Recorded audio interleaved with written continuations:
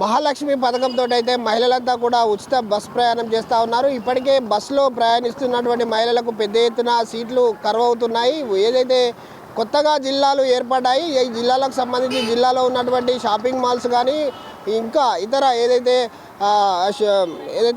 మరొక గోల్డ్ షాపులు అయితేనేమి ఇవన్నీ కూడా పెద్ద ఎత్తున అక్కడి నుంచి మహిళలంతా కూడా ఉచిత బస్ ప్రయాణం కావడంతో వరంగల్ నగరానికి చేరుకుంటున్నారు. వరంగల్ నగరం చేరుకున్న తర్వాత ఇక్కడ సూపర్ మార్కెట్లో వాళ్ళకు సంబంధించిన వస్తువులు కొనుక్కుంటున్నారు. అలాగే గోల్డ్ కొనుక్కునే వాళ్ళు గోల్డ్ కొనుక్కుంటున్నారు. మిగతా షాపింగ్ ప్రస్తుతానికైతే షాపింగ్ మాల్ దగ్గర ఉన్నాము. మనం వరంగల్ మంగళ్య షాపింగ్ మాల్ దగ్గర ఉన్నాము. ఒక షాపింగ్ మాల్కి అయితే ఇప్పుడు పెద్ద ఎత్తున అయితే మహిళలు తరలి వస్తూ ఉన్నారు. వాళ్ళందరినీ అడిగి తెలుసుకునే ప్రయత్నం చేద్దాం.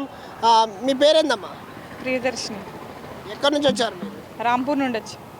అంటే బస్సులో వచ్చారా? బస్సులోనే వచ్చి. దేనికోసం వచ్చారు? ఇట్లే షాపింగ్ చేద్దామని వచ్చిన.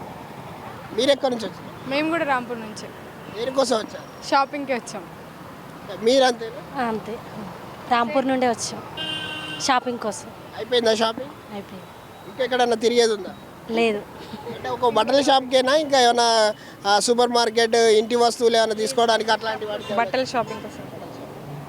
చూడొచ్చు, ఏదైతే బట్టలు కొనడానికి మాత్రమే షాపింగ్ మాల్కు రావడం జరిగింది. ఇది కేవలం ఉచిత బస్సు ప్రయాణం ద్వారా ఊళ్ళో ఉన్నటువంటి మహిళలంతా కూడా పెద్ద ఎత్తున ఒక గ్రూపుగా ఏర్పడి వాళ్ళంతా కూడా ఇక్కడ అంటే ఊళ్ళో షాపింగ్ చేస్తే కొంత రేట్ల విషయంలో ఎక్కువ అవుతాయి. అంటే ఆడవాళ్ళు అంటేనే పొదుపుకు సంబంధించి నిదర్శనంగా ఆడవాళ్ళని చెప్పచ్చు. వాళ్ళు పొదుపు ఏదైతే డబ్బులు పొదుపు చేయాలనే ఒక ముఖ్య ఉద్దేశంతో ఊళ్ళ నుంచి గ్రామీణ ప్రాంతాల నుంచి నేరుగా వరంగల్ నగరానికి వస్తున్నారు. వీళ్ళంతా కూడా మహాలక్ష్మి పథకం కింద బస్సులో ప్రయాణిస్తున్నారు. బస్సులో ప్రయాణిస్తూ వాళ్ళంతా కూడా వరంగల్ చేరుకొని ఇక్కడ సూపర్ మార్కెట్ కావచ్చు, వాళ్ళ ఇంట్లోకి సంబంధించిన వస్తువులను కావచ్చు, అలాగే బట్టలకు సంబంధించిన బట్టలు కొనుక్కోవడం కావచ్చు, బంగారం షాపులోకి వెళ్ళి బంగారం కొనుక్కోవడం కావచ్చు, ఇలాంటివన్నీ కూడా మహాలక్ష్మి పథకాన్ని చక్కగా సద్వినియోగం చేసుకుంటున్నారని చెప్పచ్చు. ఇప్పటికే మహిళలంతా కూడా బస్సులో రావడం, ఒక పక్క సీట్లు దొరకకపోవడంతో అయితే మహిళలంతా కూడా ఆ బస్సులో ప్రయాణిస్తున్న మహిళలకు కిక్కిరిసిపోతున్నారని చెప్పచ్చు. వాళ్ళంతా కూడా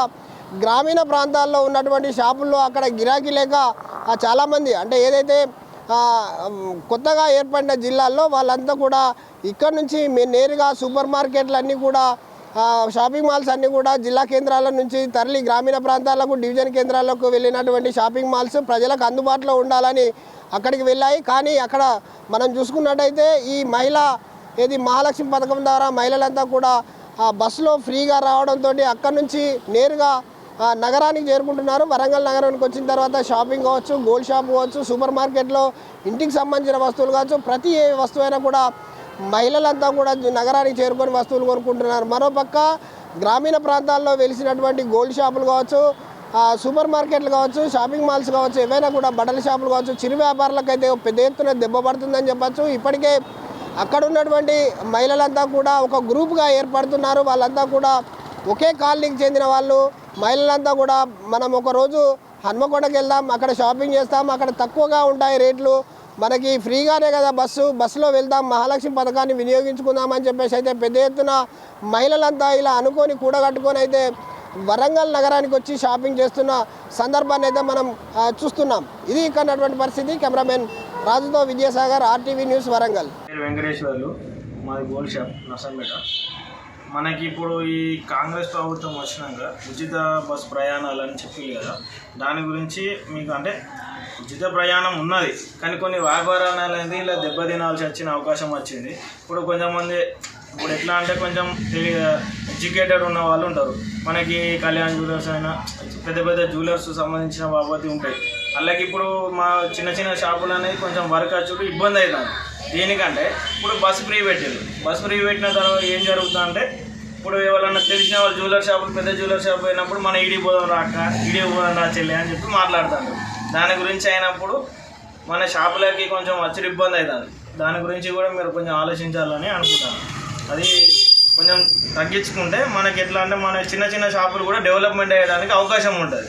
ఇప్పుడు దేనికంటే చిన్న చిన్న పనులకే మన షాపులకు వచ్చే బదులు మనకి ప్రతి ఒక్క ఎందుకంటే అందుబాటులో ఉన్న విలేజ్లలో చేయించుకుంటే రేపు పొద్దున మీకు ఏమైనా కూడా గ్యారెంటీ ఉంటుంది, మీరు చేసుకునే దానికి అవకాశం ఉంటుంది.